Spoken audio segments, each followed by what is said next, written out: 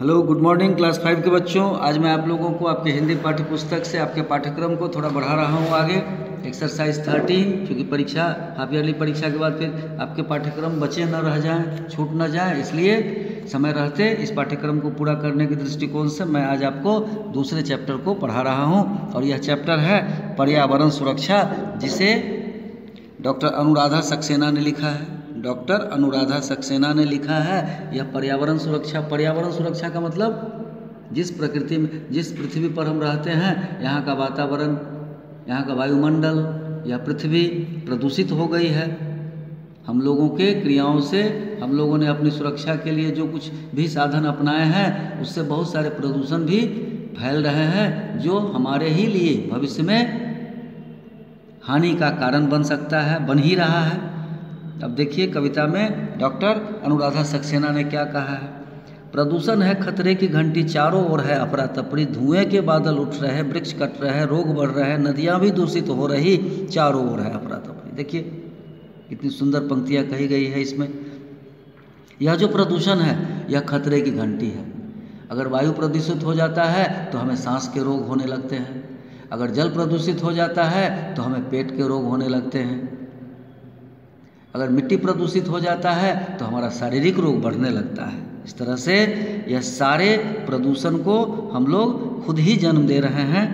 इसको कम करने हैं तो इसके लिए हमें उपाय करने होंगे, क्योंकि चारों तरफ अफरा तफरी है, धुएं के बादल बढ़ रहे हैं। धुआं क्या है तो हमारे लिए खतरा है, क्योंकि उसमें बहुत सारी जहरीली गैस है, carbon dioxide, carbon monoxide, nitrogen, इस तरह के, और ये हमारे प्राणवायु को खतरे में डाल रहा है। अब देखिए इसके बाद इससे क्या होता है कि कहीं बाढ़ है, कहीं है सूखा। पर्यावरण में, प्रकृति में अगर पेड़ कटते चले जाए तो प्रकृति का जल चक्र नियमित से अनियमित हो जाएगा, और तब क्या होगा कि कहीं अतिवृष्टि और कहीं अनावृष्टि। कहीं इतनी अधिक बारिश होगी कि बाढ़ का माहौल हो जाएगा, तो कहीं बारिश होगी ही नहीं तो सूखा हो जाएगा, खेत बंजर हो जाएंगे। तो दोनों ही तरह हमें हानि ही होगी। ध्रुवों पर बर्फ पिघल रही, सुनामी विध्वंस कर रही। देखिए पृथ्वी का तापमान बढ़ता जा रहा है। पेड़ के कटने से पृथ्वी का तापमान बढ़ता जा रहा है, जिससे क्या हो रहा है कि अंटार्कटिका पर, ध्रुवीय प्रदेश पर, पोलर रीजन में क्या हो रहा है कि बर्फ पिघल रहे हैं, जिसके कारण समुद्र में पानी का दबाव बढ़ रहा है और वह सुनामी का रूप लेकर आता है, जिसके कारण कि हमें साल में कभी कभी इस तरह के विध्वंसकारी दृश्य देखने पड़ते हैं। और अभी देखा हमने उड़ीसा में, गुजरात में, जब ऐसे ही सुनामी का, ऐसे ही समुद्री तूफान का सामना करना पड़ा तो हजारों लाखों घर बेघर हो जाते हैं। उसके बाद देखिए पशुओं की खालें बिक रही, वृक्षों की छालें बिक रही, प्रकृति भी हैरान हो रही, लोगों से परेशान हो रही, मौसम में गड़बड़ी हो रही, मौसम में हो रही गड़बड़ी, चारों हो तो अफरा-तफरी। अब देखिए हम क्या कर रहे हैं कि प्रकृति में पशुओं की खाल बिक रही है, वृक्षों की छाल बिक रही है, जिससे क्या हो रहा है कि प्रकृति का नियमित जो नियम चक्र है वह धराशायी हो रहा है।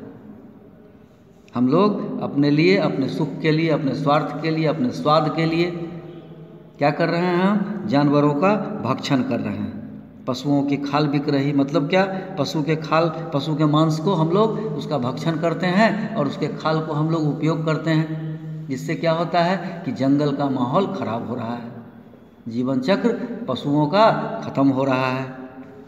अब इसके बाद आइए देखते हैं कैसे सबको सजग बनाए, कैसे इनको जड़ से मिटाए, प्रकृति संरक्षण हेतु नए उपाय मन में आए, हर बच्चा एक पेड़ लगाए, वृक्षों की महिमा बतलाए।